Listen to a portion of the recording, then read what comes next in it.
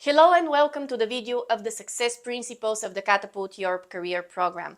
As I explained in the previous video, your program has four distinct components. The first one are those principles of success. Then you have protocols and rituals you can choose from. You have the main program with assignments, videos, and reflection questions, and then you have some bonus assignments and challenges. Today we're going to talk about the success principles. Now, you might be thinking, why should I pay such attention to those success principles for just one program? Let me tell you why. The success principles that I want you to apply for your Catapult Your Career program are success principles for any goal and any personal or professional improvement. By applying them in this program, you're actually going to a gym where you're training your brain and your body and emotions to be successful. So really, it's not about the program, it's about you. When you apply those principles in the program, you would be then able to apply them with ease for any goal or improvement endeavor in your life. Without further ado, let's dive into the principles. The first one is environment. Your environment is very important. Research shows that environment can change our brain. Experience also can change our brain. Not every experience and every environment changes our brain. However, repeated experience and environments in which we spend a lot of time do have the power to change our brains and shape who we are. As babies, we are born with these very loose networks of neurons. Maybe you have observed that babies are very uncoordinated in their movement, they don't have language and any higher order thinking. As we grow up, our environment literally helps our brain create a map of neurons and networks that will then help us operate in the world. With all of this, I'm saying one very simple, scientific-based truth.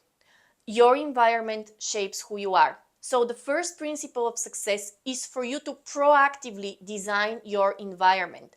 And this translates into three very important points. So the first principle of environment translates into three very important points. The first one is your general environment, the space that you live in. If you're still at the beginning of your career or you're in university at school, probably you live with your family or you have some roommates. The point here is to identify what are the spaces in your living environment that you have complete control over and organize them as much as possible. This doesn't mean becoming a control freak and having everything labeled and super organized. It means having this balance between creative chaos and decluttering.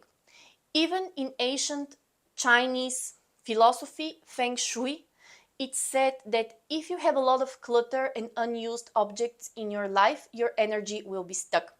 Your first task is to declutter your environment. That's super important. And also to organize spaces that will help you become more productive. Something that I personally do is I always have my wardrobe perfectly organized. So if I have a meeting or I have to go and participate in an online podcast, I can quickly choose what to wear and not spend a lot of time and a lot of energy that are precious to me in wondering what I'm going to wear. The first point of the first success principle is to declutter your environment and to figure out what are those spaces that you want organized so that you can save energy and time. And trust me, every day you wake up with a battery full of energy. And it's up to you to choose what you're going to use this energy for. The first principle, it's about giving your energy to things that matter versus things that are completely mundane and honestly unimportant. The second point of the principle of environment is to design what I call your fortress. If you don't like the word fortress, it could be your space. This is your working space and it's usually a desk. What does designing your fortress or designing your working space mean? Well, first of all, it means that it has to be super minimalistic. On my desk, as you can see, I have only notebooks, my computer, and my anchor. I'm going to talk about the anchor later. So in designing your fortress, what you need to do is make sure that in your working space, you have only the minimal amount of objects which you need for your work. So if you're studying for exams, you need to have maximum 2 subject materials on your desks.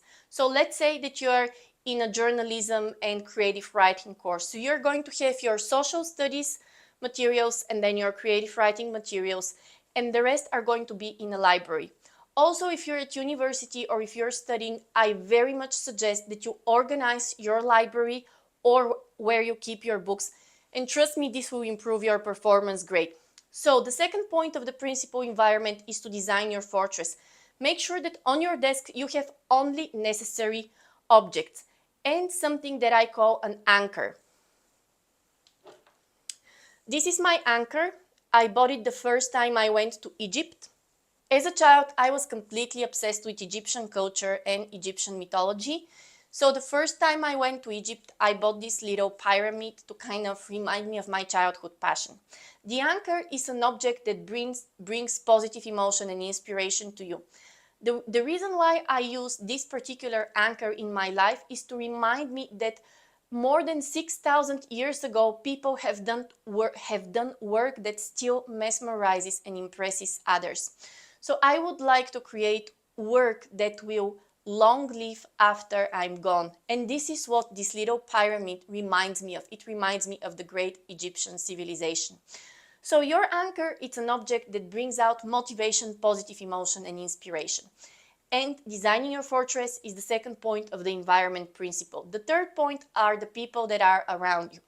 Now, I know that we don't get to fully choose our family. However, we can choose our friends, or at least we can choose how much time and attention we pay to different people. While you're working on your Catapult Your Career program and in any goal-directed behavior, I suggest that you completely turn yourself off from people who are bringing you down, who are not supportive, who are gossiping, or who don't have goals themselves. And try to gravitate more towards people who have goals and who are your cheerleader. There is a saying that we are the sum of the 5 people we spend most time with. While this is a bit extreme, I do believe that people we spend time with can greatly influence our success or lack of such.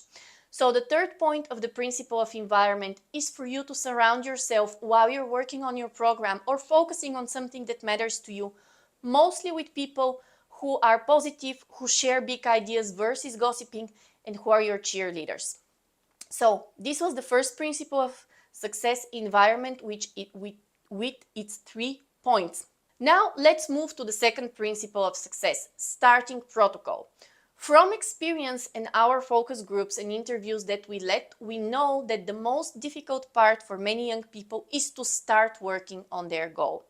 So starting to work on your goal, starting to study, or even starting to work out, it's something that it's quite challenging, and it actually creates the so-called limbic friction. Limbic friction is a term coined by Dr. Andrew Huberman at Stanford University, and he means the friction that we have between staying in our comfort zone and making an effort. As human beings, we have evolved to seek pleasure and to avoid pain. Thus, this limbic friction a lot of times gets us into not starting action, into procrastinating, and not putting our best effort towards our goal. The starting protocol, however, is meant to hack this limbic friction and make starting working on your goal easy and enjoyable. The starting protocol has 3 parts. The first one is to use your eyes in order to focus on your work. So there is a very special connection between your eyes and your brain. Actually, Dr. Huberman from Stanford University mentions that your eyes are an extension to your brain, and your visual system is the greatest tool that you can use to focus your attention and to become more energized. So the first part of your starting protocol is a visual exercise which takes 1 minute. And here is how it goes. You will extend your finger in front of you, and then you are going to focus your eyes on the tip of your finger. Even if you don't have a nail, you just do it. Focus your eyes on the tip of your finger. Intensely focus your eyes on the tip of your finger, and do that for 30 seconds. Intensely focus your eyes on the tip of your finger, and do that for 30 seconds. Like focusing your gaze on the tip of your finger for 30 seconds.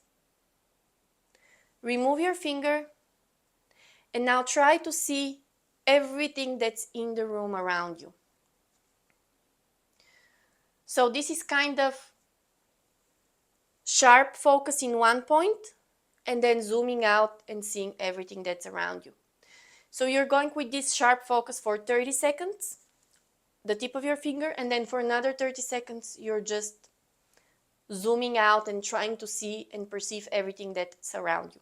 That's the first element of your starting protocol. The second principle of success that we're going to talk about is the starting protocol. Why starting protocol? In our focus groups and experience with people we've worked with, especially people under 25, we find out that it's very difficult to start working on your goal, to start studying, to start working on a project, to start writing a book, to start filming a video. Pretty much starting, it's a very big challenge. Why is that? Dr. Andrew Huberman, a neurobiologist from Stanford University, coins the term limbic friction. This means that as human species, we have evolved to seek pleasure and avoid pain. And when we're about to start exerting some effort, especially mental effort, there is some sort of friction in our brain. Our brain wants to stay in a comfort zone, in a low energy zone. However, this activity, only in the beginning, requires high energy, thus the so-called limbic friction. The starting protocol is a protocol which aims to hack this limbic friction and help you start learning and stop procrastinating, help you start working on your goal and stop procrastinating. The starting protocol has 4 distinct elements. The first one, it's a physical activity. There is tons of research which demonstrates that physical activity there is tons of research that demonstrate that physical activity brings more dopamine to your system, and dopamine it's actually the motivation molecule. So 3 to 5 minutes of physical activity, or even just some burpees, some push-ups, something super small before you start working, will help you recruit all the energy in your body towards work. So number one, very short physical activity, even maybe moving your neck a little bit or just some exercise, super simple. That's the first part of your starting protocol. The second part is focusing your mind. Now, again, Dr. Andrew Huberman, who is a neurobiologist, mentions that the eyes are an extension to our brain. And a lot of research shows that we can use our visual system to focus our attention. The first part of the starting protocol was to recruit your kinesthetic energy or your energy. Start with physical exercise. The second part is train your mind to focus. And it's a very simple exercise of 2 parts which lasts 1 minute. Here is the second part of the starting protocol. Extend the finger in front of you. Focus your eyes on the tip of your finger. And you're kind of bringing your eyes closer and intensely focusing on the tip of your finger for 30 seconds. Very intense focus on the tip of your finger for 30 seconds. Noticing only the tip of your finger. 30 seconds. Then you put down your finger and you try to see everything that's around you. So for another 30 seconds, you're not focused on any point, but kind of trying to really see everything that's around you. The second part of the starting protocol, it's the 2-part activity. First, you focus your eyes super intensely on one point for 30 seconds, and then you kind of try to see everything that's around you, which is the opposite, for another 30 seconds. And that's the second part of your starting protocol. The third part of your starting protocol is to get ready for work. What does that mean? For no more than 3 minutes, prepare your space, pour a cup of water or a cup of tea or a cup of water and get ready to work. Why do we do that? Because the transitions from our everyday life to super focused work is usually stressful. We have prepared our body, we have prepared our mind, and now we're allowing yourself not more than 3 minutes to kind of slowly go towards deep work or deep learning. The third part of your starting protocol element is to get ready for work, prepare your environment, get yourself water or coffee or tea. Water I would recommend. And then right before you start working, write down on a piece of paper what is it you're going to work on today on your program or on your goal. So These are the three parts of your starting protocol principle. The first one was physical activity. The second one is focus your mind with visual exercise. The third one is get ready to work. And this is all part of the second principle of success starting protocol. The third principle of success is very important, and I call it an open mind. Dr. Carol Dweck calls it growth mindset. There is a whole book on it. Here is what I mean. A lot of the things that I'm offering for you to try are science-based, experience-based, and they truly work. However, I know there is a voice inside of you which says, no, this is not going to work for me. This is not going to work with me because I'm Aquarius or I'm Libra. This is not going to work for me because astrology says so. It's not going to work for me because human design says so. It's not going to work for me because my fortune teller says so. And I'm not being sarcastic here. A lot of us use excuses to say that something is not going to work for you. However, science and experience shows that if you give it a try, about 99% it will work for you. So the third principle of success is an open mind. Give it a try at least for 7 days, but don't give it a try with the mindset, I'm going to give it a try in order to prove that it doesn't work, because you're going to self-sabotage the process. With a clearly open mind and open heart, give all the principles, all the protocols, and all the activities a chance to work for you. And 7 days is the absolute minimum. So this is the third principle of success, an open mind. So far, we discussed the environment, cleaning the spaces where you live, decluttering to allow energy to flow, designing your fortress or your working space, minimalistic with an anchor, something that brings positive emotion, surrounding yourself with great people.